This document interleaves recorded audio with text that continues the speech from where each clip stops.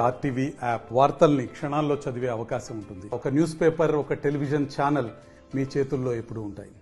తెలంగాణ రాష్ట్ర ముఖ్యమంత్రి రేవంత్ రెడ్డి చేపట్టినటువంటి ఆపరేషన్ ఆకర్ష్లో భాగంగా బీఆర్ఎస్లో విజయం సాధించినటువంటి ఎమ్మెల్యేలు ఇప్పటికే 6 కాంగ్రెస్ కండువా పుచ్చుకున్నారు. దానిలో భాగంగా డాక్టర్ సంజయ్ కుమార్ ఇటు కవితకి, కల్వకుంట్ల చంద్రశేఖరరావు కుటుంబానికి అత్యంత సన్నిహితునిగా పేరొందినటువంటి జగిత్యాల ఎమ్మెల్యే డాక్టర్ సంజయ్ కుమార్ ఇటు 2018 అసెంబ్లీ ఎన్నికల్లో విజయం సాధించారు. అలాగే 2023లో జరిగినటువంటి ఎన్నికల్లో సైతం విజయం సాధించారు. సాధించిన తర్వాత అనూహ్య పరిణామాల నేపథ్యంలో గత పక్షం రోజుల క్రితమే కాంగ్రెస్ కండువా కప్పుకున్నారు రేవంత్ రెడ్డి సమక్షంలో.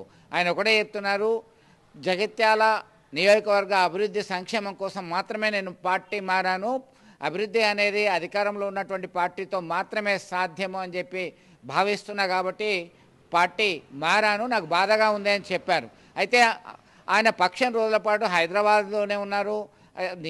నిన్న మంగళవారం రోజు జగిత్యాలకు వచ్చారు. జగిత్యాలకు వచ్చిన తర్వాత కార్యకర్తలని, నేతల్ని కలిసి క్యాడర్ పోకుండా అందరితో పాటు కాంగ్రెస్ పార్టీలోనే కొనసాగడానికి సిద్ధమైనటువంటి నేపథ్యం ఒకవైపు ఉంది.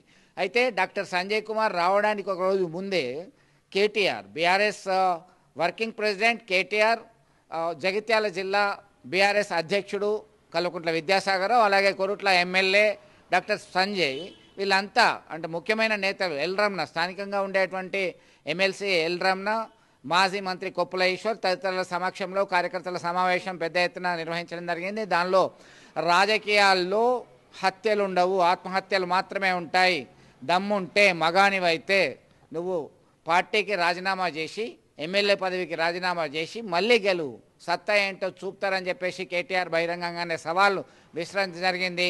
ఇది ఇలా ఉంటే బీఆర్ఎస్ పార్టీ నేతలు, కార్యకర్తలు ఏ మేరకి సహకరిస్తారు, ఈయన వైపు మొగ్గుతారా లేదా అనేటువంటి చర్చ జరుగుతున్నటువంటి నేపథ్యంలో ఈయన కండువ కప్పుకున్న మరుసటి రోజు నుంచి కూడా జగిత్యాలలో సీనియర్ నేత జీవన్ రెడ్డి, కాంగ్రెస్ ఎమ్మెల్సీ జీవన్ రెడ్డి సైతం ఆయన క్యాడరు, ఆయన ఆగ్రహం వ్యక్తం చేశారు. నాకు ఒక్క మాట కూడా చెప్పకుండా ఎట్లా చేర్చుకుంటారని చెప్పేసి ఆగ్రహవేశాలు వ్యక్తం చేయడం జరిగింది. ఈ ఇష్యూ కాస్త ఢిల్లీ పెద్దల వరకు వెళ్ళింది. ఆయన హైదరాబాద్ వెళ్ళారు, గాంధీ భవన్కి వెళ్ళారు. గాంధీ భవన్ వెళ్ళిన తర్వాత అక్కడ నుంచి దీపాదాస్ మున్షి, కేసీ వేణుగోపాల్, మల్లికార్జున ఖర్గేతో కూడా కలిసి విషయాన్ని వివరించడం జరిగింది. మంత్రులు శ్రీధర్ బాబు కావచ్చు, బట్టి, ఉత్తమ్ కుమార్ తదితరులందరూ కూడా ఆయన సముదాయించే ప్రయత్నం చేశారు. అయినప్పటికీ కూడా జీవన్ రెడ్డిని నమ్ముకున్నటువంటి క్యాడర్, కార్యకర్తలు వీళ్ళంతా కూడా ఈ వైపు వస్తారా లేదా అనేది ఇంకా సంశయంగానే మారింది. మొత్తానికి డాక్టర్ సంజయ్ కుమార్ రెంటికి జడ్డ రేవడిలా ఉంటాడా లేదా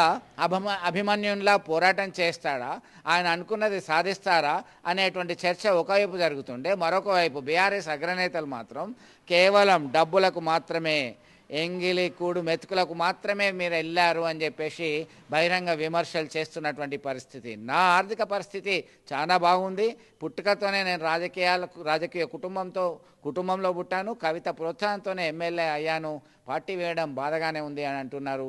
గతంలో సైతం ఎమ్మెల్సీ కవిత కోరితే ఆమె కొరకి నేను ఎమ్మెల్యే పదవికి సైతం రాజీనామా చేస్తా, రాబోయే ఎన్నికల్లో కవితక్క ఇక్కడ పోటీ చేస్తే నేను చాలా వెల్కమ్ చెప్తానని చెప్పినటువంటి డాక్టర్ సంజయ్ అంతలోనే ఎంత మారిపోయారు. నిజంగా అదే కారణమా లేదా ఇంకొకటా అనేది విశ్లేషిస్తే, సమీప బంధువు డాక్టర్ సంజయ్ కుమార్ సమీప బంధువు రమేష్ అనేటువంటి కాంట్రాక్టర్కి డబ్బులు రావాలి, పెండింగ్ బిల్లులు ఉన్నాయి, అవన్నీ సెటిల్ చేసుకోవాలి అనేది మరో కోణంలో బీఆర్ఎస్ నేతలు, కార్యకర్తలు చెప్తున్నటువంటి అంశం. పెద్దలు ఎప్పుడు ఒకటి చెప్తారు, రాజకీయాల్లో హత్యలు ఉండవు, ఆత్మహత్యలే ఉంటాయి. మీ జగిత్యాల ఎమ్మెల్యే ఆత్మహత్య చేసుకున్నాడు, బాయిల దుంకిడు బండ కట్టుకొని. ఆయన జావని మనం ధైర్యంగా నిలబడదాం. లోకల్ బాడీ ఎన్నికల్లో మీ కండగా మేమందరం ఉంటాం. నేను జగిత్యాలలో తప్పకుండా గల్లీ తిరుగుతా, కవితక్క కూడా వస్తుంది, తప్పకుండా తిరుగుతుంది, తప్పకుండా మీ అందరి కండగా ఉంటామని చెప్పి కూడా తెలియజేస్తూ, ఎట్లనైతే కష్టపడి ఎమ్మెల్యేని గెలిపించినామో అంతకంటే డబల్ కష్టం చేద్దాం, వీడిని ఓడించేదాకా తప్పకుండా ఎంబడబడదామనే మాట మళ్ళొకసారి విజ్ఞప్తి చేస్తూ, ఇదే కదా కావాల్సింది. ఈ ప్రేమ, అభిమానం, ఇంత మంచి కార్యకర్తలు నిన్ను భుజం మీద వేసుకొని, ఇంత మంచి కార్యకర్తలు నీ భుజాల మీద వేసుకొని గెలిపిస్తే వాళ్ళందరికీ తల్లిపోతుంది. ఇప్పుడు వాళ్ళందరికీ తల్లిపోతుంది. సంజయ్ అన్న ఎంత మోసం. మీ అందరికి ఒక కాలం కాళోజీ గారి మాటలు గుర్తొస్తున్నాయి. ఇప్పుడు జగిత్యాల కాన్స్టిట్యూన్సీ ప్రజలు చూస్తుంటే నాకు కాళోజీ గారి మాటలు గుర్తొస్తున్నాయి. మరిన్ని వీడియోస్ కోసం ఛానల్ ని సబ్స్క్రైబ్ చేయండి. లేటెస్ట్ అప్డేట్స్ కోసం వాట్సాప్ ఛానల్ ని ఫాలో చేయండి. అండ్ లింక్ డిస్క్రిప్షన్ లో ఉంది.